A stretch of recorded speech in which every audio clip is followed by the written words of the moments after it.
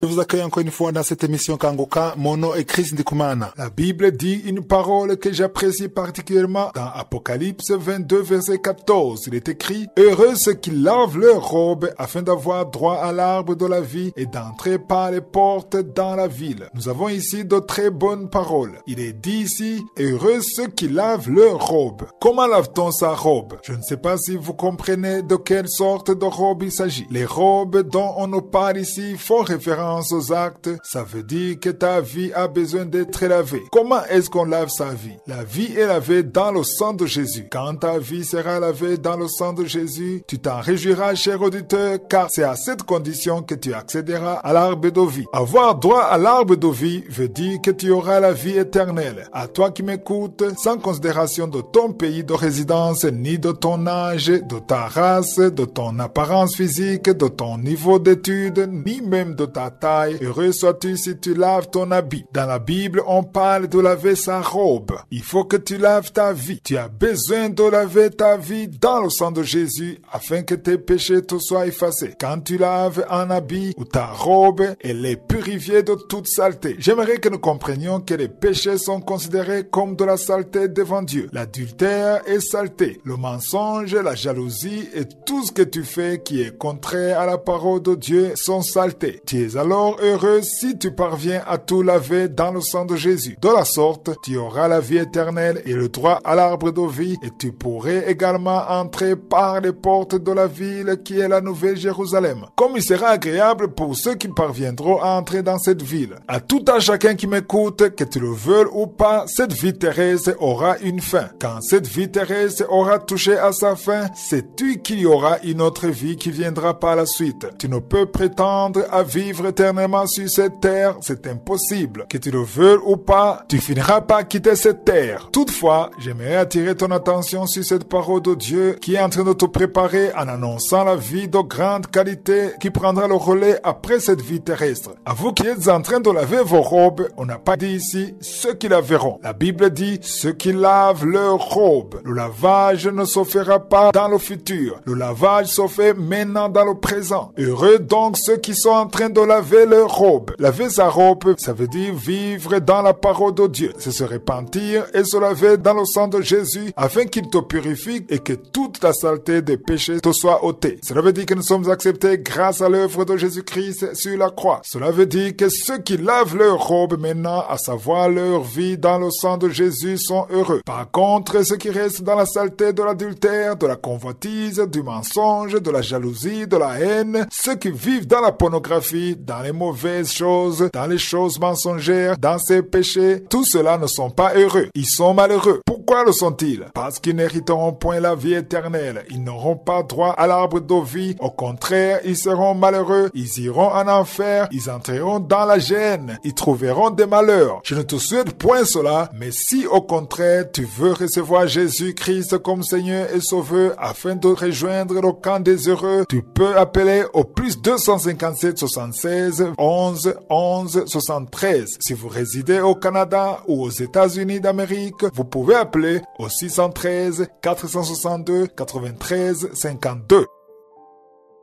Nous arrivons maintenant dans le moment dédié à l'enseignement. Nous continuons avec le thème que j'ai intitulé « Quelles sont tes priorités ?» Pour vous qui êtes nouveau dans l'émission Kangoka, vous pouvez visiter nos archives. Cet enseignement a commencé le 31 octobre, c'est-à-dire lundi de la semaine dernière. J'aimerais alors continuer avec notre point d'hier où je vous disais que je vous invitais à comprendre l'importance de votre disponibilité ou d'être prêt à faire ce que Dieu veut réaliser. Être disponible signifie être prêt à y être. J'aimerais que nous comprenions que l'appel ou le salut est comme une invitation. C'est Jésus qui t'invite au rendez-vous, qui t'invite à vivre avec lui. C'est comme si Jésus t'invitait à vivre avec lui. Une fois que tu confesses en disant « Je t'accepte comme mon Seigneur et Sauveur », cela veut dire que tu acceptes l'appel de Jésus. Œuvrer pour Dieu ou participer activement à l'église avec d'autres personnes signifie que tu vas au rendez-vous. Nous comprenons tous, même en Afrique, ce que signifie rendez-vous. Le rendez-vous suppose qu'il y a un lieu de rendez-vous rencontre qui est fixée. Si je dis par exemple, j'aimerais que tu viennes partager le repas avec moi, ou je peux par exemple dire que j'aimerais inviter mes amis, mes proches pour partager avec eux le repas. Partager, c'est alors ce qu'on appelle aussi en français fraternité. Quand on parle de partager, dans la Bible, on utilise souvent le langage fraternité avec des amis. Prier, c'est donc communier avec Dieu. Il y a une communion qui se produit lorsque tu pries. Ton esprit communie avec l'esprit de Dieu. Voilà donc ce que j'aimerais que nous comprenions. Jésus a ainsi utilisé une parabole en guise d'illustration. Pendant qu'il enseignait à ses disciples, il nous enseignait par la même occasion. Vous pouvez lire cela dans Luc 14, versets 16 à 24. Il s'agit d'un homme qui avait convié beaucoup de gens pour souper avec eux. À l'heure du souper, il a envoyé son serviteur pour dire aux conviés que le repas était prêt. C'est comme si aujourd'hui il demandait à son serviteur de téléphoner tous ses amis pour leur dire que le repas était prêt et qu'ils devaient venir pour manger. Toutefois, au verset 18, lisez bien au verset 18, il est écrit « Mais tous sans exception sont mis à s'excuser pour leur absence. » C'est un homme qui a invité des gens, il a fait la cuisine. Premièrement, il est allé au marché acheter de bons aliments. Tu sais, quand tu as des invités que tu respectes, à qui tu veux faire plaisir, tu rajoutes des compléments inhabituels. Tu ne sers pas le mets que tu manges au quotidien. Non, tu achètes des choses que tu n'avais pas l'habitude de manger. Tu vas au marché acheter des choses de valeur. Si tu n'avais pas l'habitude de manger un poulet, tu l'achètes cette fois-ci. Tu achètes de belles choses afin que tu puisses mieux les accueillir. Cela veut dire qu'il y a un effort que tu fais. Tu as pris ton argent, tu es allé acheter de quoi cuisiner. Peut-être que tu as même cherché d'autres personnes pour t'épauler à la cuisine, car tu t'attends à un nombre élevé d'invités. Tu as passé toute la journée, tu as balayé la maison, tu as bien décoré, et maintenant que la maison est propre, tu vas les appeler et leur annoncer: tout est prêt, venez, nous allons manger. Tout le monde était au courant de l'invitation. Et le jour où ils ont reçu l'invitation, personne ne l'a refusé. Toutefois, quand le repas était prêt, au verset 18, tous sans exception aucune se mirent à s'excuser de leur absence. Le premier lui dit: j'ai acheté un champ et je suis obligé d'aller le voir. Excuse-moi, je t'en prie. En d'autres mots, je vais d'abord finir avec ceux avec qui j'ai acheté ce champ. Tu sais que c'est tout un processus pour acheter un champ. Ça prend du temps, il y a des papiers, des témoins qu'on doit chercher, il y a beaucoup de choses requises et qui prennent du temps. Excuse-moi alors, c'est bon que tu m'aies invité, mais je ne peux pas venir car tu comprends toi aussi, car il y a un champ que je ne peux abandonner. Cela signifie que ce champ est plus prioritaire que d'aller convier avec cet homme. C'est d'ailleurs compréhensible, nous le comprenons tous. Toutefois, ce que vous devez comprendre le plus, c'est que quand Josué t'invite au rendez-vous avec lui, qu'il s'agisse de la prière ou de l'adoration, mais que tu l'ignores dû au fait qu'il y a un autre programme qui vient à l'improviste, cela signifie que ce programme à l'improviste est plus prioritaire par rapport à celui que tu allais rencontrer dans la prière qui est Josué. Voilà ce que je voudrais que nous comprenions. Quand nous ignorons la rencontre avec Josué, quand nous ignorons la prière du fait d'une autre chose, celle-ci devient plus prioritaire que Josué. Je pense que ceci est compréhensible. C'est ce que Jésus enseignait ici. À toutes ces personnes qu'il avait invitées, sans exception aucune, tous avaient une excuse. Nous le verrons la semaine prochaine. Nous verrons aussi que toutes leurs excuses étaient compréhensibles. Personne n'a donné une vaine excuse. Tout le monde a donné une excuse compréhensible. Toutefois, quand bien même ces excuses seraient compréhensibles à n'importe quel degré, sache que l'excuse que tu présentes est considérée comme une priorité par rapport à la personne que tu allais rencontrer. S'il y a une chose qui pourrait t'empêcher de te rendre à la prière, au rendez-vous avec Dieu, sache que cette chose est prioritaire par rapport à ton Dieu. Je veux que nous comprenions le niveau de nos priorités. J'espère véritablement que cet enseignement vous aidera à comprendre qu'il n'y a rien que tu puisses prioriser avant Josué. Toute autre chose vient par après, mais que Josué soit le numéro 1 dans ta vie entière. Je prie afin que quiconque écoutera cet enseignement puisse changer sa façon de voir Josué, sa façon de voir les choses de Dieu et ainsi parvenir à accorder la priorité à Josué. Avant que Dieu ne me libère des dettes, j'ai d'abord fait le choix d'arrêter de contracter des dettes et demander l'aide de Dieu afin de vivre dans les limites de mes moyens. Le jour où j'ai pris cette décision a coïncidé avec ma délivrance car il m'avait été impossible de vivre sans y recourir. Les dettes sont comme un virus, c'est-à-dire que quand tu es déjà entré dans une vie de dette, ça devient difficile de les rembourser vu qu'une dette en appelle une autre. Tu ne vis que de dettes au point où tu contractes une dette pour en rembourser une autre. Imaginez-vous, tu vis dans un cercle vicieux sans fin. À un moment donné, tout de même, j'ai dit à Dieu, je vais couper coupé ce lien de dette. Je ne veux plus contracter de dette. Et c'est depuis ce jour-là que Dieu m'a délivré. Mais qu'est-ce que j'aimerais dire aujourd'hui? Il faut bien comprendre que ce que j'enseigne ici est de vous aider afin que vous ne tombiez pas dans le piège de Satan. Il y a en effet des gens qui vivent dans des pays étrangers qui disent qu'ils ne peuvent pas vivre sans contracter de dette car c'est ainsi que le système est bâti. J'aimerais toutefois souligner que la seule dette justifiée serait celle qui permettrait à la famille de continuer à mener une vie décente. J'insiste beaucoup plus en direction de personnes mariées que des célibataires pour les enjoindre de se passer de dettes susceptibles de faire souffrir leur famille. Tu peux contracter une dette pour réaliser de bons projets, mais en cas d'échec, la famille perd énormément. Voilà ce que je voulais vous dire aujourd'hui et nous continuerons ce sujet le jeudi prochain. Comprenez qu'une dette est une mauvaise chose qui peut surtout causer des problèmes à la famille. C'est ce dont j'aimerais que nous parlions aujourd'hui. Il y a une parole que j'aimerais vous montrer dans Proverbe 22, versets 26 à 27. Lisez ce passage dans vos versions françaises ou anglaises pour ceux qui comprennent l'anglais. Il est écrit « Ne sois pas parmi ceux qui prennent des engagements ». L'engagement dont on parle ici est assimilable au fait de contracter des dettes que tu prévois de rembourser dans 1 ou 2 ans. Le verset continue en disant « Parmi ceux qui cautionnent des dettes ». Ici, c'est un conseil qui est donné dans ce livre. Au verset 27, il est dit « Si tu n'as pas de quoi payer, pourquoi voudrais-tu qu'on enlève ton lit de dessus toi ?» Comprenez bien. Imagine-toi, tu prends une dette que tu promets de rembourser alors que tu n'as pas l'argent à cet effet et que par conséquent, ceux qui t'ont octroyé le prêt viennent saisir ton lit et ta maison. J'aimerais alors parler à vous qui avez une famille. J'ai entendu qu'il y a des enfants de Dieu qui contractent des dettes qui ne peuvent rembourser. Tu vois clairement que tu ne peux pas rembourser cette dette car tu t'es trop focalisé sur ton besoin sans considération de tes autres engagements. Il y a des gens qui contractent des dettes et promettent de rembourser tout en sachant qu'ils n'ont pas de moyens pour le faire juste parce qu'ils ont établi un plan pour le remboursement pour s'aligner aux conditions de la banque et rétorquent qu'ils ont agi pas à la fois. J'aimerais alors conseiller aux enfants de Dieu de ne pas faire des choses pas à la fois sans que tu ne sois certain que tu en seras capable car la banque ne marche pas à la fois mais elle considère la garantie offerte au titre de couverture des engagements. Ces garanties sont alors comme ce que la Bible appelle ici engagement. J'aimerais que vous compreniez que la garantie est une sécurité qu'on confie à la banque pour saisir en cas de non-remboursement. Dans la pratique, on présente le titre de propriété d'un immeuble. À toi qui es en train de m'écouter, si vous n'avez pas qu'un seul titre de propriété de votre maison familiale, le conseil que je te donne en faisant référence à ce verset ne présente pas ce seul titre de propriété à la couverture de transactions hasardeuses qui pourraient entraîner sa saisie alors que la dite maison procurait des revenus à la famille qui disparaissent du même coup. C'est ce que j'aimerais que vous compreniez aujourd'hui. Pour être plus clair, ne présentez pas le seul titre que vous avez parce que vous mettrez votre maison en danger. Au verset 27, il est dit « Pourquoi est-ce qu'on arriverait à te tirer de ton lit ?» Comprenez bien que ce lit peut être ta maison. Si vous possédez 2 maisons dans la famille, j'en conviens que tu peux présenter un seul titre. Toutefois, ne présente pas l'unique titre en votre possession en réponse à la foi, sauf s'il s'agit d'une voix intérieure spéciale qui vient de Dieu et qui t'affirme que c'est je suis qui t'a parlé. Dans le cas contraire, vivez selon vos moyens, vivez selon votre niveau de vie. C'est ce que je continuerai à vous expliquer jeudi prochain si je suis le vœu.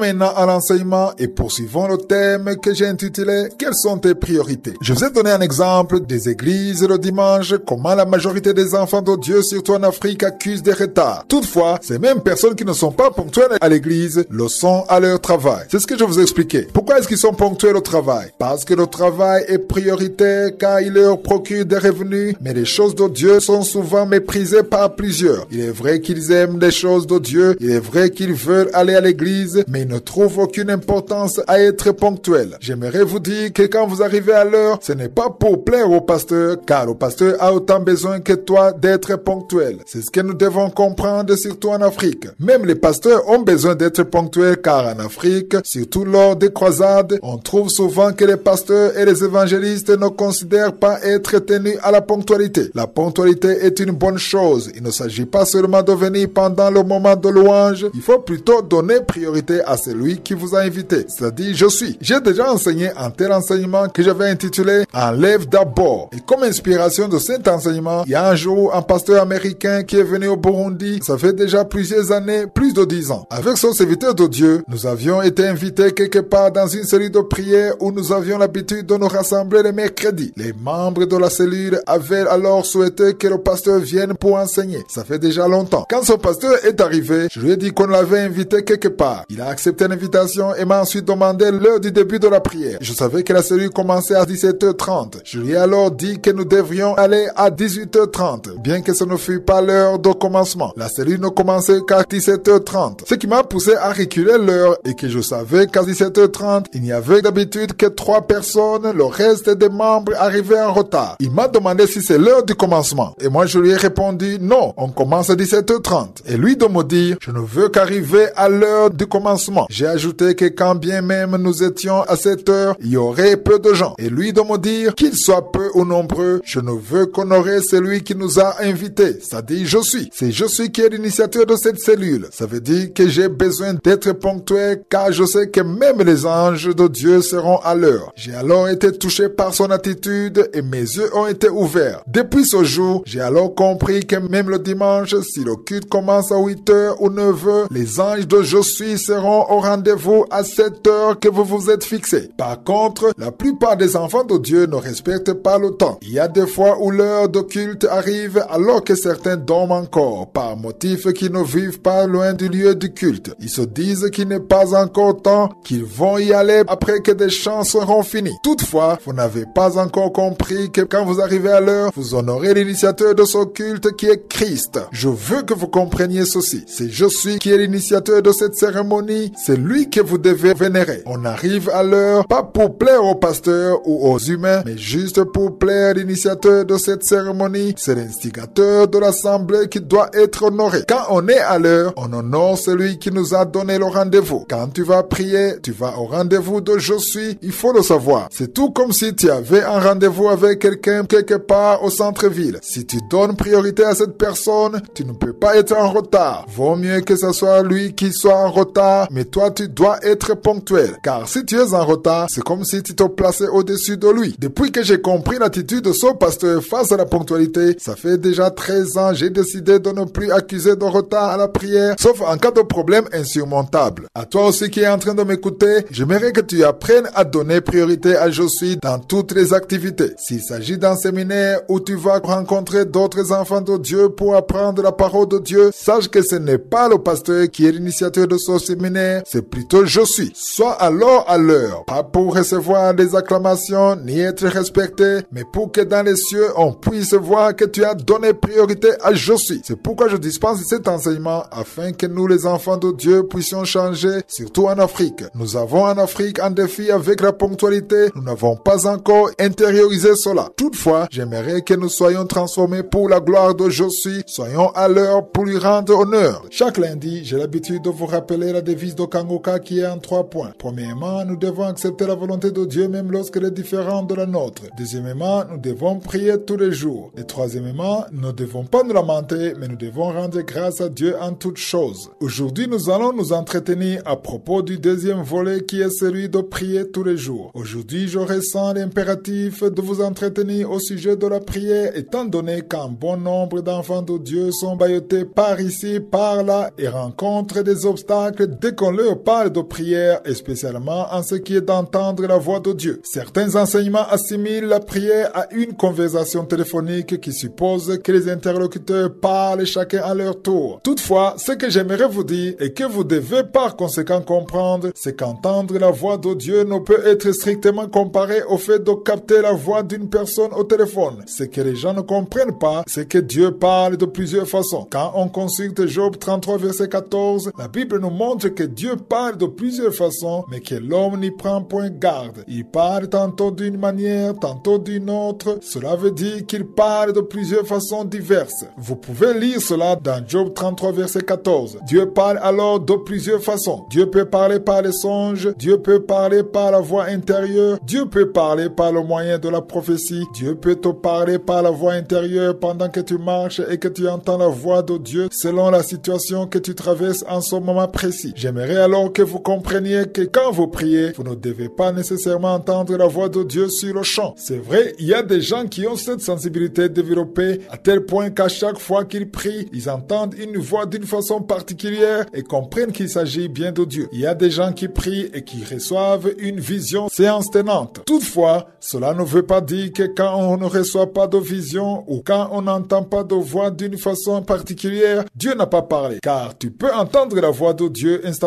au cours de la prière ou même après celle-ci. C'est ce que je veux dire à certains gens qui l'ignorent peut-être. Il se pourrait que tu ne sentes rien pendant la prière, mais que par la suite Dieu parle à ton cœur d'une autre façon. Mais vu que cela ne s'est pas produit au moment où tu priais, tu peux penser que Dieu n'a rien dit. J'aimerais te tranquilliser en te disant, ne te limite pas sur « je veux sentir quelque chose se produire en moi ». Il y a quelqu'un qui m'a dit que comme il n'a rien senti se produire sur son corps ou comme il n'y a pas eu de manifestation, Dieu n'a pas agi. Ça ne veut pas dire que tu dois sentir des manifestations quelconques ou qu'une chose se produise sur toi. Cela ne suppose pas que tu doives avoir une vision, mais simplement de croire. Prier ne requiert que ta foi. Dans 2 Corinthiens 5, verset 7, il est écrit que nous marchons par la foi, non pas par la vue. Malheureusement, les enfants de Dieu veulent marcher par la vue. J'aimerais alors que tu changes, ne marche plus par la vue, mais plutôt par la foi. C'est la foi qu'il nous faut. Que tu vois ou pas, crois seulement. Il nous faut de la foi pour prier. À toi aussi qui quelquefois reçoit des visions, il y a des fois où les visions s'arrêtent. Pas parce que tu as commis un péché, mais plutôt parce que Dieu veut que tu crois. Car si tu ne marches pas par la vue, que tu reçois ou que tu crois par après, il n'y a surtout pas de foi en cela. Croire, c'est quand tu continues à croire qu'il y a un Dieu, que tu parles à un Dieu qui entend en l'absence de toute vision. Manifester la foi, c'est quand tu crois à ce que tu ne vois pas. Ne cherche plus à croire par la vie ou par des choses tangibles, prie plutôt tous les jours. La voix de Dieu peut survenir lors de la prière ou après celle-ci. Prier, c'est offrir un sacrifice. Prier, c'est approcher le trône de Dieu. Prier, c'est être convaincu au fond de toi que ce que nous lisons dans la parole de Dieu est la vérité. Il y a un Dieu invisible qui veut que tu l'appelles dans le nom de Jésus. Chaque fois que tu viens par le nom de Jésus, tu sais que Dieu t'entend. Tu n'as pas besoin de sentir d'émotion ni quoi que ce soit de spécial se produit en toi. Non, il te faut seulement de la foi, que tu vois ou pas, que tu entendes la voix sur le champ ou pas. Dieu parle en son temps. Tu ne l'obliges pas à parler. Il y a des fois où il peut parler sur le champ comme il y a des fois où il parle par la suite. Toutefois, ce qui est important, c'est de prier, parler à Dieu, lui ouvrir son cœur et l'adorer, que tu le vois ou pas, car tu y crois.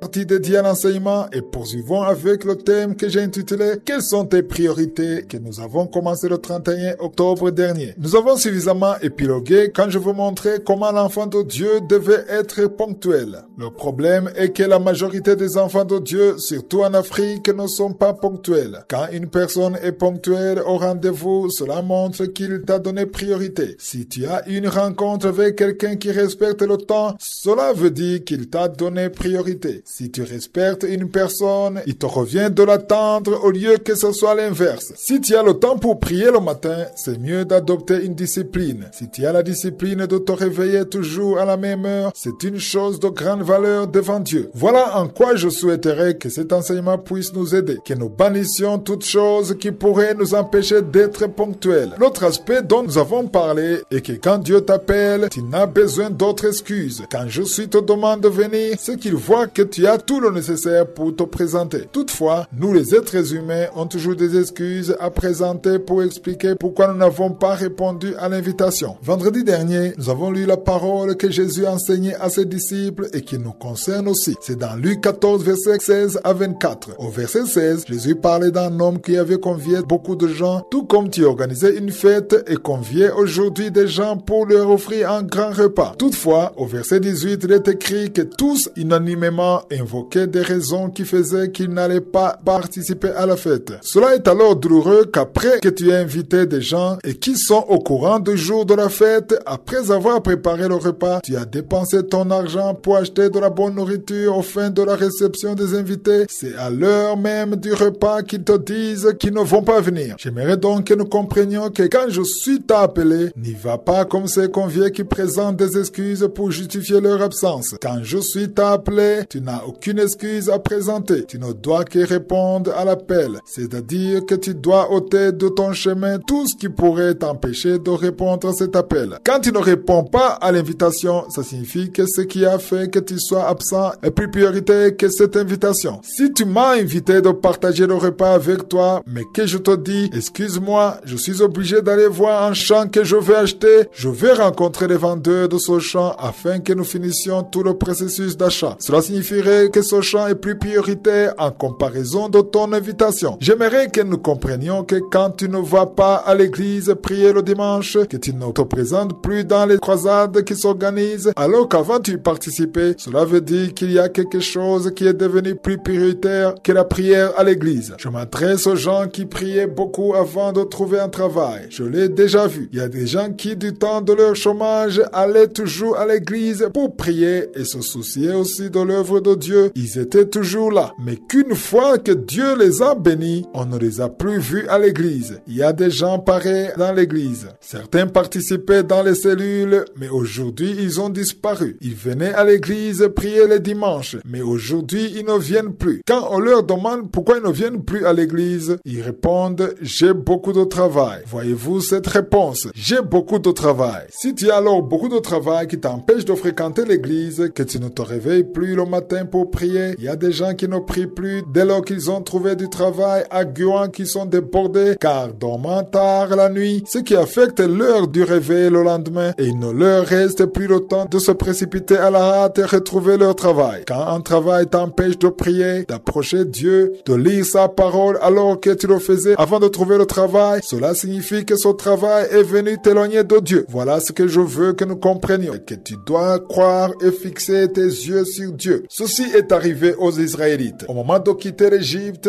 après que Dieu leur ait doté d'une puissance et accompli des miracles qui poussent Pharaon à les libérer, contraint par la force de Dieu. Josué lui a donné un ordre et a fini par les libérer. Après qu'il les eut libérés lui-même, il partit et arrivèrent devant la mer Rouge. À ce niveau, ils ne purent traverser car la situation était impossible. Pharaon se mit à leur poursuite. Au devant des Israélites se dressait la mer Rouge, tandis que derrière eux, Pharaon accourait. Ils ont donc dû recourir à la foi. Dieu dit à Moïse de lever son bâton et d'étendre sa main sur la mer. J'aimerais vous montrer leur attitude ici. Ils ont eu peur, ce qui est normal, et ont commencé à se lamenter tout comme ils en avaient l'habitude. Dans Exode 14, verset 11, il dit à Moïse, « N'y avait-il pas de sépulcres en Égypte sans qu'il soit besoin de nous mener mourir au désert ?» Au verset 12, ils ont dit, « N'est-ce pas là ce que nous te disions en Égypte? Laisse-nous servir les Égyptiens, car nous aimons mieux servir les Égyptiens que de mourir au désert. » Cela veut dire que quand tu rencontres un défi que tu ne peux pas surmonter, souvent les êtres humains commencent à se lamenter. Nous commençons à nous lamenter tout en confessant de mauvaises paroles. À toi alors qui est en train de te lamenter, j'aimerais te demander de changer de langage, car quand Moïse s'est rendu devant Dieu, il y a une parole que Dieu lui a dit au verset 15. Il a dit, « Pourquoi ces cris? Parle aux enfants d'Israël et qu'ils marchent. » J'aimerais alors que vous compreniez qu'ils continuaient à marcher alors que la mer Rouge ne s'était pas encore divisée. Que signifie donc marcher? Marcher veut dire continuer avec ta vie de prière. Ne te lasse point de prier, ne te lamente plus. S'il y a une chose que tu peux faire, fais-la. Il y a des gens dont la vie s'arrête dès lors qu'ils rencontrent des difficultés. Non, continue à marcher, continue à prier, continue à rendre grâce. Si tu étais dans l'œuvre de Dieu, n'arrête pas cette œuvre de Dieu de fait que le propriétaire de la maison que tu occupes envisage de t'expulser. Continue avec ton œuvre. N'arrête pas de poursuivre ce que tu faisais. Prends soin de tes enfants. Prends soin de ta famille, car il y a un Dieu qui peut intervenir. J'aimerais alors que tu changes ton attitude. Au lieu de te lamenter à l'instar de ces Israélites, cesse de te lamenter, mais au contraire, déclare à Dieu, je sais que tu es capable. J'ai fait ce que je devais faire. J'ai fait tout mon possible et je garde foi en toi. J'aimerais vous dire que pour que les Israélites puissent continuer, Moïse s'est retourné et a lavé son bâton en direction de la mer Rouge et le peuple poursuivit son chemin. C'est-à-dire qu'ils ont détaché leurs yeux des Égyptiens et les ont fixés sur Josué. Quand tu fixeras tes yeux sur Josué, tu verras Josué intervenir en ta faveur. J'aimerais alors t'encourager, ne désespère plus. Si tu crois en Dieu, le Dieu auquel tu crois au nom de Jésus-Christ a plus de puissance que cette mer Rouge qui qui est devant toi, plus que cette maladie dont tu souffres, plus que ces démons qui sont devant toi, plus que toutes ces situations difficiles que tu traverses,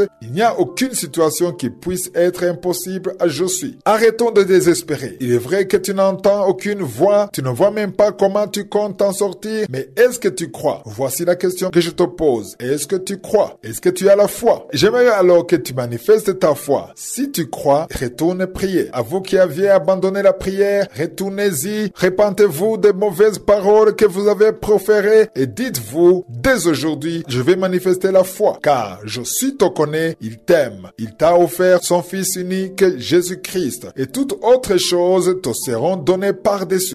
Arrivons à présent à la deuxième partie dédiée à l'enseignement et poursuivons avec le thème que j'ai intitulé « Quelles sont tes priorités ?» C'est un enseignement très puissant car il nous aide à comprendre que Je suis a besoin de devenir propriétaire de ta vie. Souvenez-vous qu'au début de cet enseignement, j'ai dit qu'à la question de savoir quel est le plus grand commandement, Jésus répondit « Tu aimeras le Seigneur ton Dieu de tout ton cœur, de toute ton âme, de toute ta pensée, alors que la majorité d'entre vous auraient pensé aux 10 commandements. » Voilà donc ce que dit Matthieu 22, verset 37, où Dieu te montre que c'est bien lui qui doit être propriétaire avant toute chose, que ce soit au niveau de ton intelligence, de tes pensées, de ton cœur. Je suis veut être le numéro 1. C'est ce que je veux que nous comprenions à travers cet enseignement. Toute chose qui vient occuper la place de Je suis l'amène à devenir jaloux. Il y a certains qui ne le savent pas. Je suis est jaloux. Il devient jaloux quand tu veux accorder la priorité à autre chose qu'à lui. Il t'a demandé quelque chose. Il veut que tu penses à lui à chaque fois que tu te réveilles, que tu lui parles à ton réveil, que tu t'appuies sur lui, que tu attendes tout de lui. Il y a des gens qui s'attendent à l'être humain, qui s'attendent à ce que d'autres gens interviennent pour tous leurs besoins. Toutefois, il faut que tu saches que la personne qui t'aide ou qui te bénit a été envoyée par Je suis. Le problème est que pour nous les êtres humains, quand Dieu envoie quelqu'un pour nous bénir, au lieu de voir l'auteur de la bénédiction, on se focalise sur la bénédiction et la glorifions au point d'éclipser celui qui l'a envoyé. Celui qui a envoyé la bénédiction est celui qui mérite d'être glorifié. Je suis veut que tu comprennes que si tu as un bon mariage, tu dois rendre gloire à Je suis. Si tu as un bon travail, tu dois rendre gloire à Je suis. Si tu as des enfants obéissants, tu dois rendre gloire à Je suis. Si tu as quelqu'un qui te soutient dans tes soucis financiers, qui intervient dans tout ce dont tu as besoin, tu dois rendre gloire à Je suis qui a amené cette personne dans ta vie pour t'aider à résoudre tes problèmes. Voilà ce que je veux que nous comprenions. Retournons maintenant à Luc 14. Nous en étions hier au verset 18. On nous montrait le premier des conviés en train de s'excuser de ne pas pouvoir se présenter à la fête. Il s'excusait en disant qu'il avait acheté un champ et qu'il était ainsi obligé d'aller voir ce champ pour régler tout ce qui se rapporte à son acquisition. Ce champ est l'image de toute chose matérielle qui t'éloigne de Dieu. Hier, je parlais des gens qui ne prient plus à cause du bon travail qu'ils ont eu, un travail qui leur prend beaucoup de temps, un travail qui les pousse à se réveiller très tôt au point de s'abstenir de la prière, et ils sont tellement pris par le travail qui finit par les éloigner de Dieu. Tu lisais auparavant la parole de Dieu, mais plus maintenant. Tu priais, alors tu ne pries plus. Tout ceci à cause de la bénédiction que tu as reçue et qui t'a éloigné de Dieu. J'ai souvent l'habitude de dire aux enfants de Dieu que tout travail qui t'empêche de prier n'est pas une bénédiction. Cherche un travail qui ne te sépare pas de Dieu. Comprenez bien, à toi qui prie pour un travail, à toi qui n'as pas encore décroché de travail, prie afin que tu en obtiennes un qui te permet de garder de bonnes relations avec Dieu. Si tu as un travail qui t'a éloigné de Dieu, qui t'a empêché de lire la parole de Dieu, qui ne te permet plus de trouver de temps à consacrer à l'œuvre de Dieu, un travail qui ne te permet plus de rejoindre les autres au jour de prière, mais plutôt t'accapare en t'éloignant des choses de Dieu, il faut que tu pries pour que Je suis te gratifie d'un travail différent qui te permettra d'entretenir de meilleures relations avec lui, car tu ne dois présenter aucune excuse. Car si tu t'excuses en prétextant qu'il s'agit de ce travail qui t'en aura empêché, cela voudra dire que ce travail sera en train de t'éloigner de Dieu pour te conduire dans la faiblesse d'où tu pourras tomber dans la tentation. À partir de ce point, tu commenceras à mener une vie de péché qui pourrait même l'emporter du fait de ton éloignement de Je suis. Ma mission est donc de vous aider afin de vous retourner à Josué, que vous vous approchiez de lui et que vous viviez dans sa parole. Qu'il n'y ait donc rien qui puisse te séparer de Josué. Vous avez donc compris qu'au verset 18, il était en train de s'excuser pour son acquisition et qu'il considérait cela comme logique. J'aimerais vous dire que tout ce que nous allons lire ici, donc même qu'en Luc 9, toutes les excuses semblaient logiques. Tout était logique. Lisons maintenant le verset 19. Un autre dit, j'ai acheté 5 paires de bœufs et je vais les essayer. Excuse-moi, je te prie, afin que je puisse aller les tester et voir qu'ils ne boitent pas, et tout cela prend du temps. Je te prie alors de m'excuser, je ne peux pas répondre favorablement à votre invitation. Ce que je veux vous dire ici, qu'il s'agisse du premier qui a acheté le champ, qu'il s'agisse de cet autre qui a acheté 5 paires de bœufs, quand ils ont été invités, ils étaient au courant de la cérémonie, mais pourquoi ont-ils commencé à s'excuser en disant, je viens d'acheter des paires de vaches ou je viens d'acheter un champ? Cela veut dire que bien qu'ils étaient déjà au courant de l'invitation, il leur a été impossible de se retenir devant ce champ ou devant ces paires de bœufs. Voilà donc ce que je vais bien expliquer. La Bible dit une parole que j'apprécie particulièrement dans Apocalypse 22 verset 14. Il est écrit, heureux ceux qui lavent leurs robes afin d'avoir droit à l'arbre de la vie et d'entrer par les portes dans la ville. Nous avons ici de très bonnes paroles. Il est dit ici, heureux ceux qui lavent leurs robes. Comment lave-t-on sa robe? Je ne sais pas si vous comprenez de quelle sorte de robe il s'agit. Les robes dont on nous parle ici font référence aux actes. Ça veut dire que ta vie a besoin d'être lavée. Comment est-ce qu'on lave sa vie? La vie est lavée dans le sang de Jésus. Quand ta vie sera lavée dans le sang de Jésus, tu t'en réjouiras, cher auditeur, car c'est à cette condition que tu accéderas à l'arbre de vie. Avoir droit à l'arbre de vie veut dire que tu auras la vie éternelle. À toi qui m'écoutes, sans considération de ton pays de résidence, ni de ton âge, de ta race, de ton apparence physique, de ton niveau d'études, ni même de ta taille, heureux sois-tu si tu laves ton habit. Dans la Bible, on parle de laver sa robe. Il faut que tu laves ta vie. Tu as besoin de laver ta vie dans le sang de Jésus afin que tes péchés te soient effacés. Quand tu laves un habit ou ta robe, elle est purifiée de toute saleté. J'aimerais que nous comprenions que les péchés sont considérés comme de la saleté devant Dieu. L'adultère est saleté. Le mensonge, la jalousie et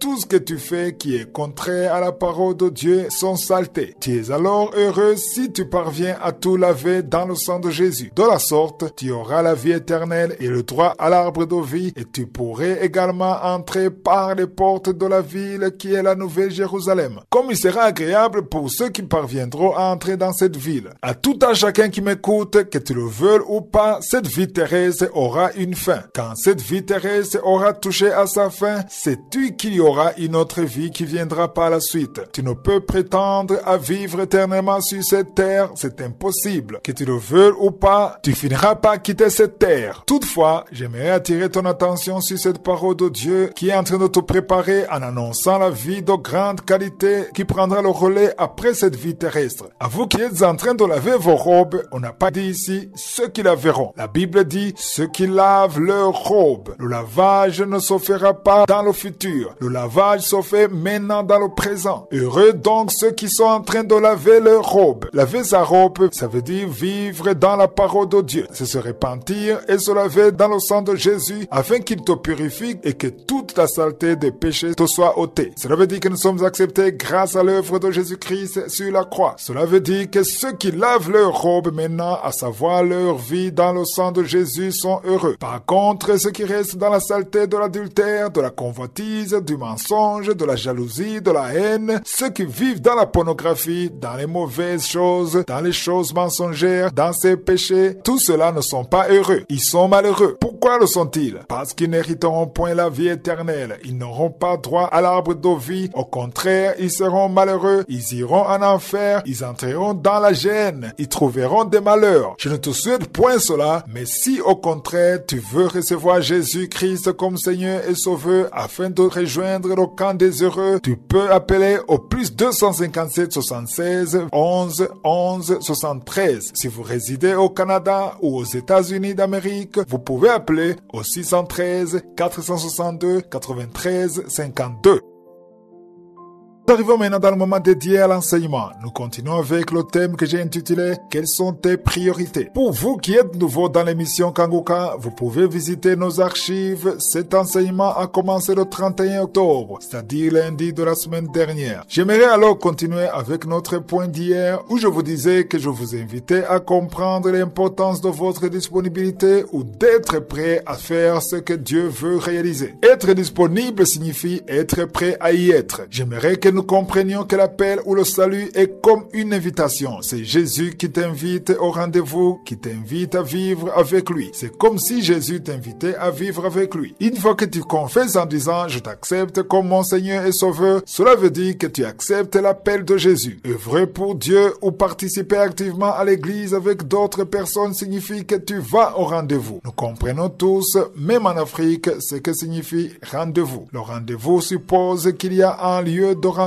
qui est fixé. Si je dis par exemple, j'aimerais que tu viennes partager le repas avec moi, ou je peux par exemple dire que j'aimerais inviter mes amis, mes proches pour partager avec eux le repas. Partager, c'est alors ce qu'on appelle aussi en français fraternité. Quand on parle de partager, dans la Bible, on utilise souvent le langage fraternité avec des amis. Prier, c'est donc communier avec Dieu. Il y a une communion qui se produit lorsque tu pries. Ton esprit communie avec l'esprit de Dieu. Voilà donc ce que j'aimerais que nous comprenions. Jésus a ainsi utilisé une parabole en guise d'illustration. Pendant qu'il enseignait à ses disciples, il nous enseignait par la même occasion. Vous pouvez lire cela dans Luc 14, versets 16 à 24. Il s'agit d'un homme qui avait convié beaucoup de gens pour souper avec eux. À l'heure du souper, il a envoyé son serviteur pour dire aux conviés que le repas était prêt. C'est comme si aujourd'hui il demandait à son serviteur de téléphoner tous ses amis pour leur dire que le repas était prêt et qu'ils devaient venir pour manger. Toutefois, au verset 18, lisez bien au verset 18, il est écrit « Mais tous sans exception sont mis à s'excuser pour leur absence. » C'est un homme qui a invité des gens, il a fait la cuisine. Premièrement, il est allé au marché acheter de bons aliments. Tu sais, quand tu as des invités que tu respectes, à qui tu veux faire plaisir, tu rajoutes des compléments inhabituels. Tu ne sers pas le mets que tu manges au quotidien. Non, tu achètes des choses que tu n'avais pas l'habitude de manger. Tu vas au marché acheter des choses de valeur. Si tu n'avais pas l'habitude de manger un poulet, tu l'achètes cette fois-ci. Tu achètes de belles choses afin que tu puisses mieux les accueillir. Cela veut dire qu'il y a un effort que tu fais. Tu as pris ton argent, tu es allé acheter de quoi cuisiner. Peut-être que tu as même cherché d'autres personnes pour t'épauler à la cuisine car tu t'attends à un nombre élevé d'invités. Tu as passé toute la journée, tu as balayé la maison, tu as bien décoré et maintenant que la maison est propre, tu vas les appeler et leur annoncer « Tout est prêt, venez, nous allons manger ». Tout le monde était au courant de l'invitation. Et le jour où ils ont reçu l'invitation, personne ne l'a refusé. Toutefois, quand le repas était prêt, au verset 18, tous sans exception aucune se mirent à s'excuser de leur absence. Le premier lui dit « J'ai acheté un champ et je suis obligé d'aller le voir. Excuse-moi, je t'en prie. » En d'autres mots, je vais d'abord finir avec ceux avec qui j'ai acheté ce champ. Tu sais que c'est tout un processus pour acheter un champ. Ça prend du temps. Il y a des papiers, des témoins qu'on doit chercher. Il y a beaucoup de choses requises et qui prennent du temps. Excuse-moi alors. C'est bon que tu m'aies invité, mais je ne peux pas venir car tu comprends toi aussi, car il y a un champ que je ne peux abandonner. Cela signifie que ce champ est plus prioritaire que d'aller convier avec cet homme. C'est d'ailleurs compréhensible, nous le comprenons tous. Toutefois, ce que vous devez comprendre le plus, c'est que quand Josué t'invite au rendez-vous avec lui, qu'il s'agisse de la prière ou de l'adoration, mais que tu l'ignores dû au fait qu'il y a un autre programme qui vient à l'improviste, cela signifie que ce programme à l'improviste est plus prioritaire par rapport à celui que tu allais rencontrer dans la prière qui est Josué. Voilà ce que je voudrais que nous comprenions. Quand nous ignorons la rencontre avec Josué, quand nous ignorons la prière du fait d'une autre chose, celle-ci devient plus prioritaire que Josué. Je pense que ceci est compréhensible. C'est ce que Jésus enseignait ici. À toutes ces personnes qu'il avait invitées, sans exception aucune, tous avaient une excuse. Nous le verrons la semaine prochaine. Nous verrons aussi que toutes leurs excuses étaient compréhensibles. Personne n'a donné une vaine excuse. Tout le monde a donné une excuse compréhensible. Toutefois, quand bien même ces excuses seraient compréhensibles à n'importe quel degré, sache que l'excuse que tu présentes est considérée comme une priorité par rapport à la personne que tu allais rencontrer. S'il y a une chose qui pourrait t'empêcher de te rendre à la prière, au rendez-vous avec Dieu, sache que cette chose est prioritaire par rapport à ton Dieu. Je veux que nous comprenions le niveau de nos priorités. J'espère véritablement que cet enseignement vous aidera à comprendre qu'il n'y a rien que tu puisses prioriser avant je suis. Toute autre chose vient par après, mais que je suis soit le numéro 1 dans ta vie entière. Je prie afin que quiconque écoutera cet enseignement puisse changer sa façon de voir je suis, sa façon de voir les choses de Dieu et ainsi parvenir à accorder la priorité à je suis. Avant que Dieu ne me libère des dettes, j'ai d'abord fait le choix d'arrêter de contracter des dettes et demander l'aide de Dieu afin de vivre dans les limites de mes moyens. Le jour où j'ai pris cette décision a coïncidé avec ma délivrance car il m'avait été impossible de vivre sans y recourir. Les dettes sont comme un virus, c'est-à-dire que quand tu es déjà entré dans une vie de dette, ça devient difficile de les rembourser vu qu'une dette en appelle une autre. Tu ne vis que de dettes au point où tu contractes une dette pour en rembourser une autre. Imaginez-vous, tu vis dans un cercle vicieux sans fin. À un moment donné, tout de même, j'ai dit à Dieu, je vais couper ce lien de dette, je ne veux plus contracter de dette. Et c'est depuis ce jour-là que Dieu m'a délivré. Mais qu'est-ce que j'aimerais dire aujourd'hui? Il faut bien comprendre que ce que j'enseigne ici est de vous aider afin que vous ne tombiez pas dans le piège de Satan. Il y a en effet des gens qui vivent dans des pays étrangers qui disent qu'ils ne peuvent pas vivre sans contracter de dette car c'est ainsi que le système est bâti. J'aimerais toutefois souligner que la seule dette justifiée serait celle qui permettrait à la famille de continuer à mener une vie décente. J'insiste beaucoup plus en direction des personnes mariées que des célibataires pour les enjoindre de se passer de dettes susceptibles de faire souffrir leur famille. Tu peux contracter une dette pour réaliser de bons projets, mais en cas d'échec, la famille perd énormément. Voilà ce que je voulais vous dire aujourd'hui et nous continuerons ce sujet le jeudi prochain. Comprenez qu'une dette est une mauvaise chose qui peut surtout causer des problèmes à la famille. C'est ce dont j'aimerais que nous parlions aujourd'hui. Il y a une parole que j'aimerais vous montrer dans Proverbe 22, versets 26 à 27. Lisez ce passage dans vos versions françaises ou anglaises pour ceux qui comprennent l'anglais. Il est écrit, ne sois pas parmi ceux qui prennent des engagements. L'engagement dont on parle ici est assimilable au fait de contracter des dettes que tu prévois de rembourser dans 1 ou 2 ans. Le verset continue en disant, parmi ceux qui cautionnent des dettes. Ici, c'est un conseil qui est donné dans ce livre. Au verset 27, il est dit, si tu n'as pas de quoi payer, pourquoi voudrais-tu qu'on enlève ton lit de dessus toi? Comprenez bien. Imagine-toi, tu prends une dette que tu promets de rembourser alors que tu n'as pas l'argent à cet effet et que par conséquent, ceux qui t'ont octroyé le prêt viennent saisir ton lit et ta maison. J'aimerais alors parler à vous qui avez une famille. J'ai entendu qu'il y a des enfants de Dieu qui contractent des dettes qui ne peuvent rembourser. Tu vois clairement que tu ne peux pas rembourser cette dette car tu t'es trop focalisé sur ton besoin sans considération de tes autres engagements. Il y a des gens qui contractent des dettes et promettent de rembourser tout en sachant qu'ils n'ont pas de moyens pour le faire juste parce qu'ils ont établi un plan pour le remboursement pour s'aligner aux conditions de la banque et rétorquent qu'ils ont agi pas à la fois. J'aimerais alors conseiller aux enfants de Dieu de ne pas faire des choses pas à la fois sans que tu ne sois certain que tu en seras capable car la banque ne marche pas à la fois mais elle considère la garantie offerte au titre de couverture des engagements. Ces garanties sont alors comme ce que la Bible appelle ici engagement. J'aimerais que vous compreniez que la garantie est une sécurité qu'on confie à la banque pour saisir en cas de non-remboursement. Dans la pratique, on présente le titre de propriété d'un immeuble. À toi qui es en train de m'écouter, si vous n'avez pas qu'un seul titre de propriété de votre maison familiale, le conseil que je te donne en faisant référence à ce verset ne présente pas ce seul titre de propriété à la couverture de transactions hasardeuses qui pourraient entraîner sa saisie alors que la dite maison procurait des revenus à la famille qui disparaissent du même coup. C'est ce que j'aimerais que vous compreniez aujourd'hui. Pour être plus clair, ne présentez pas le seul titre que vous avez parce que vous mettrez votre maison en danger. Au verset 27, il est dit, pourquoi est-ce qu'on arriverait à te tirer de ton lit? Comprenez bien que ce lit peut être ta maison. Si vous possédez 2 maisons dans la famille, j'en conviens que tu peux présenter un seul titre. Toutefois, ne présente pas l'unique titre en votre possession en réponse à la foi, sauf s'il s'agit d'une voix intérieure spéciale qui vient de Dieu et qui t'affirme que c'est je suis qui t'a parlé. Dans le cas contraire, vivez selon vos moyens, vivez selon votre niveau de vie. C'est ce que je continuerai à vous expliquer jeudi prochain si je suis le vœu.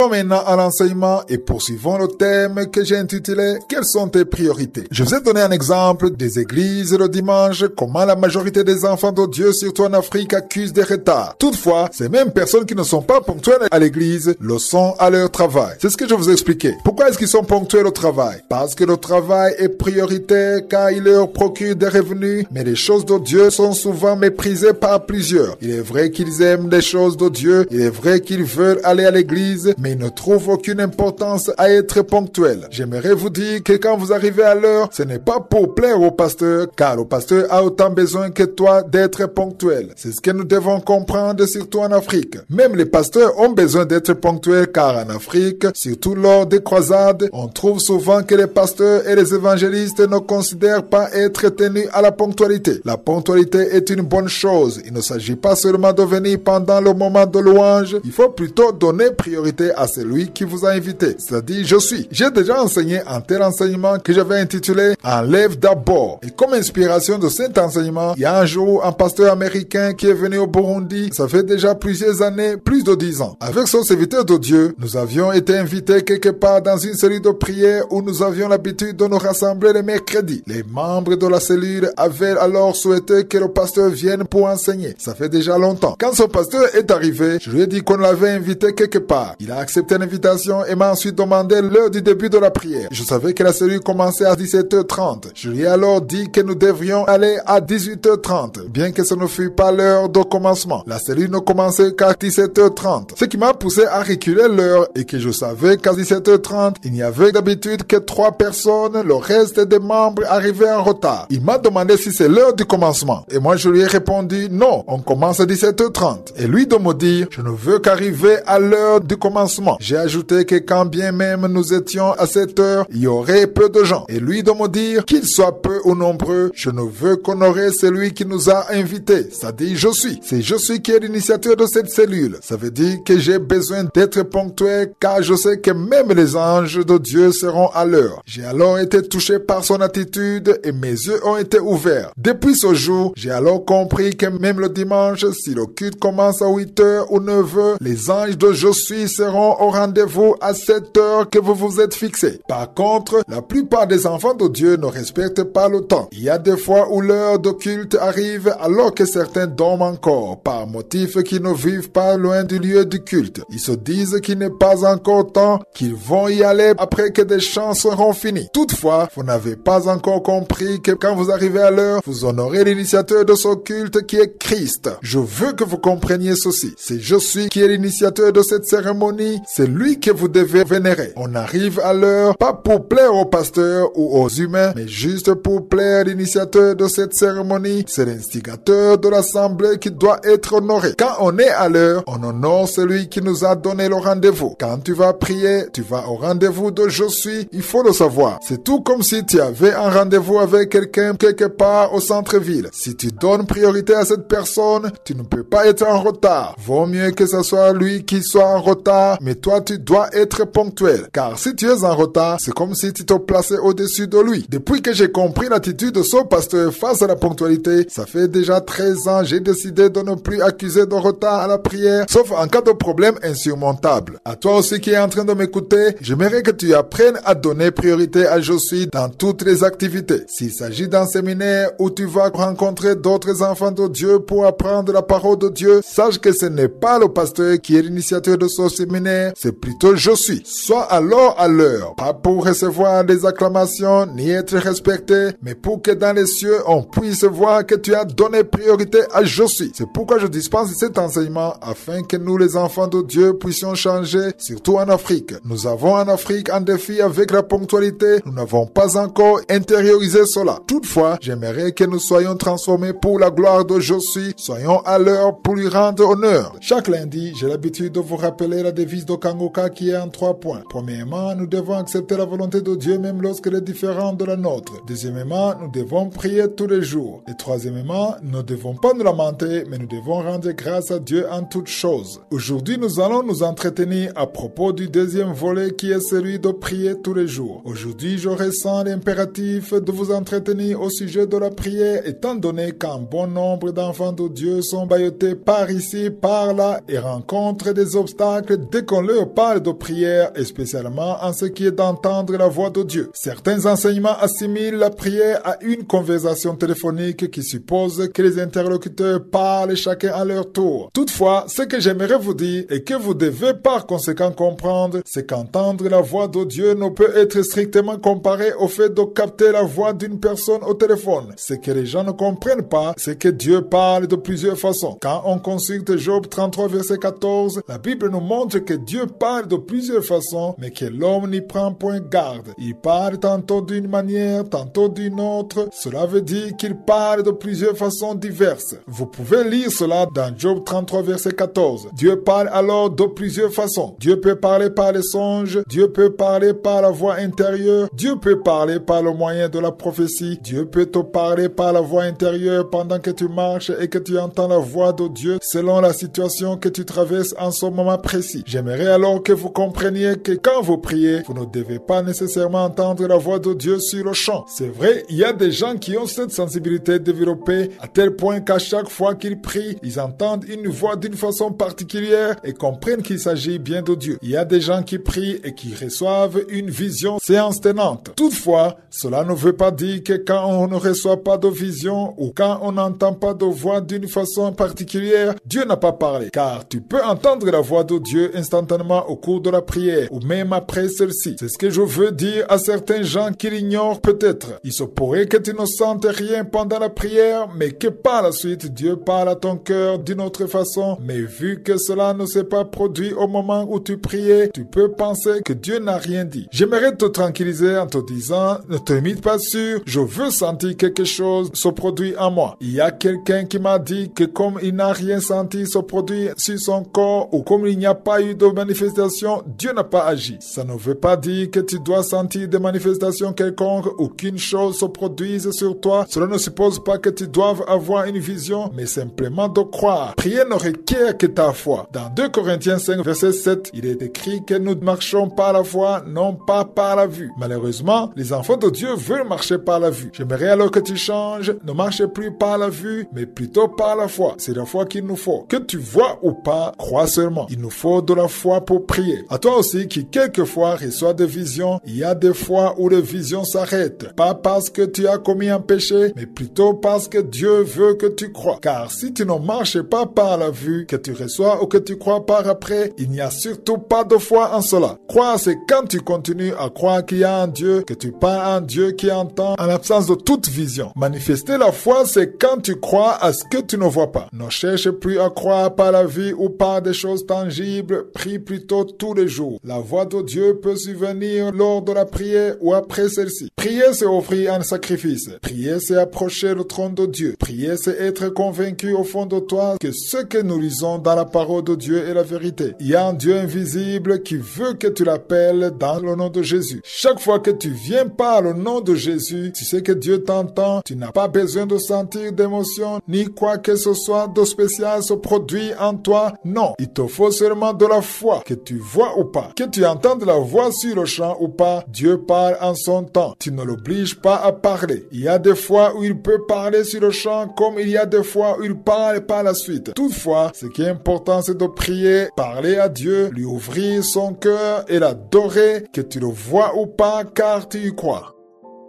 Partie dédiée à l'enseignement et poursuivons avec le thème que j'ai intitulé « Quelles sont tes priorités ?» que nous avons commencé le 31 octobre dernier. Nous avons suffisamment épilogué quand je vous montrais comment l'enfant de Dieu devait être ponctuel. Le problème est que la majorité des enfants de Dieu, surtout en Afrique, ne sont pas ponctuels. Quand une personne est ponctuelle au rendez-vous, cela montre qu'il t'a donné priorité. Si tu as une rencontre avec quelqu'un qui respecte le temps, cela veut dire qu'il t'a donné priorité. Si tu respectes une personne, il te revient de l'attendre au lieu que ce soit l'inverse. Si tu as le temps pour prier le matin, c'est mieux d'adopter une discipline. Si tu as la discipline de te réveiller toujours à la même heure, c'est une chose de grande valeur devant Dieu. Voilà en quoi je souhaiterais que cet enseignement puisse nous aider, que nous bannissions toutes choses qui pourraient nous empêcher d'être ponctuels. L'autre aspect dont nous avons parlé est que quand Dieu t'appelle, tu n'as besoin d'autres excuses. Quand Jésus te demande de venir, c'est qu'il voit que tu as tout le nécessaire pour te présenter. Toutefois, nous les êtres humains ont toujours des excuses à présenter pour expliquer pourquoi nous n'avons pas répondu à l'invitation. Vendredi dernier, nous avons lu la parole que Jésus a enseignée à ses disciples et qui nous concerne aussi. C'est dans Luc 14, versets 16 à 24. Au verset 16, Jésus parlait d'un homme qui avait convié beaucoup de gens, tout comme tu organisais une fête et conviais aujourd'hui des gens pour leur offrir un grand repas. Toutefois, au verset 18, il est écrit que tous unanimement invoquaient des raisons qui faisaient qu'ils n'allaient pas participer à la fête. Cela est alors douloureux qu'après que tu aies invité des gens et qui sont au courant du jour de la fête, après avoir préparé le repas, tu as dépensé ton argent pour acheter de la bonne nourriture au fin de la réception des invités. C'est à l'heure même du repas qu'ils te disent qu'ils ne vont pas venir. J'aimerais donc que nous comprenions que quand je suis appelé, n'y va pas comme ces conviés qui présentent des excuses pour justifier leur absence. Quand je suis appelé, tu n'as aucune excuse à présenter. Tu ne dois que répondre à l'appel. C'est-à-dire que tu dois ôter de ton chemin tout ce qui pourrait t'empêcher de répondre à cet appel. Quand tu ne réponds pas à l'invitation, ça signifie que ce qui a fait que tu sois absent est plus prioritaire que cette invitation. Si tu m'as invité de partager le repas avec toi, mais que je te dis, excuse-moi, je suis obligé d'aller voir un champ que je vais acheter, je vais rencontrer les vendeurs de ce champ afin que nous finissions tout le processus d'achat. Cela signifierait que ce champ est plus prioritaire en comparaison de ton invitation. J'aimerais que nous comprenions que quand tu ne vas pas à l'église prier le dimanche, que tu ne te présentes plus dans les croisades qui s'organisent, alors qu'avant tu y participais, cela veut dire qu'il y a quelque chose qui est devenu plus prioritaire que la prière à l'église. Je m'adresse aux gens qui priaient beaucoup avant de trouver un travail. Je l'ai déjà vu. Il y a des gens qui, du temps de leur chômage, allaient toujours à l'église pour prier et se soucier aussi de l'œuvre de Dieu. Ils étaient toujours là. Mais qu'une fois que Dieu les a bénis, on ne les a plus vus à l'église. Il y a des gens pareils dans l'église. Certains participaient dans les cellules, mais aujourd'hui, ils ont disparu. Ils venaient à l'église prier les dimanches, mais aujourd'hui, ils ne viennent plus. Quand on leur demande pourquoi ils ne viennent plus à l'église, ils répondent « J'ai beaucoup de travail ». Voyez-vous cette réponse? J'ai beaucoup de travail. Si tu as alors beaucoup de travail qui t'empêche de fréquenter l'église, que tu ne te réveilles plus le matin pour prier, il y a des gens qui ne prient plus dès lors qu'ils ont trouvé du travail, arguant qu'ils sont débordés, car dormant tard la nuit, ce qui affecte l'heure du réveil le lendemain, et il ne leur reste plus le temps de se précipiter à la hâte et retrouver leur travail. Quand un travail t'empêche de prier, d'approcher Dieu, de lire sa parole alors que tu le faisais avant de trouver le travail, cela signifie que ce travail est venu t'éloigner de Dieu. Voilà ce que je veux que nous comprenions.